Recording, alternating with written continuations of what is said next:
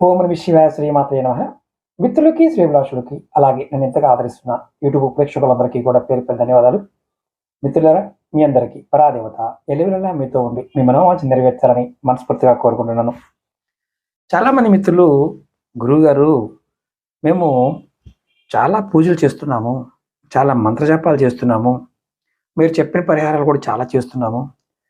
ఎన్ని చేసినప్పటికీ మాకు ఎటువంటి ఫలితం రావడం లేదు. దానికి కారణం ఏంటి?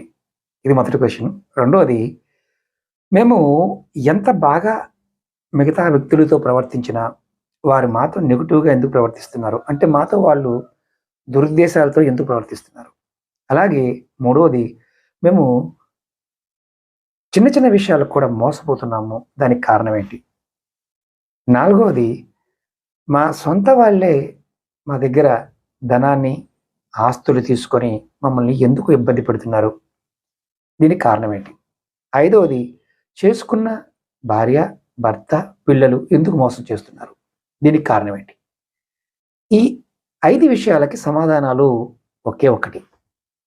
మీ అందరికీ తెలియనిది ఏంటంటే, మనందరం పుట్టడానికి, ఒక మానవ జన్మ ఎత్తడానికి శాస్త్రంలో 73 జన్మల నుండి 73,000 కోట్ల జన్మల నుండి 83,000 కోట్ల జన్మల పుణ్యఫలాన్ని ఖర్చు పెట్టుకొని మనం ఈ భూమి మీద పుట్టాము అని పురాణంలో రాసి ఉంది.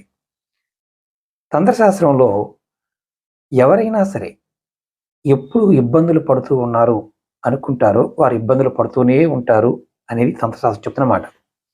జ్యోతిష ప్రకారం ఎవరైనా సరే జాతకరీత్యా పూర్వకర్మ ప్రభావం చేత, అంటే మనం గత జన్మల్లో చేసిన మంచి పనులు, చెడ్డ పనులు, వాటి నుంచి బయటపడడానికి మనం తీసుకొచ్చుకున్న కర్మ పూర్వకర్మ.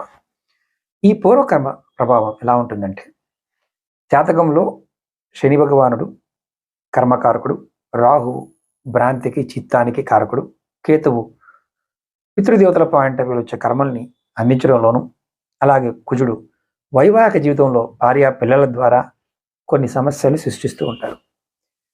ఇవి కంట్రోల్లో ఉన్నప్పుడు ఎటువంటి ఇబ్బంది ఉండదు, కానీ కంట్రోల్లో లేనప్పుడు మాత్రం చాలా ఇబ్బందులు వస్తాయి. ఈ ఇబ్బందుల్ని మనం దోషాలుగా చెప్తాం.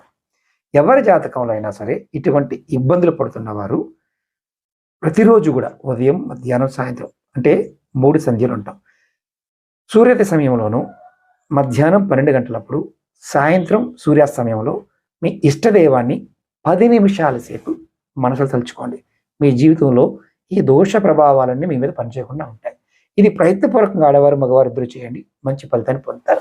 ఓం నమః శివాయ.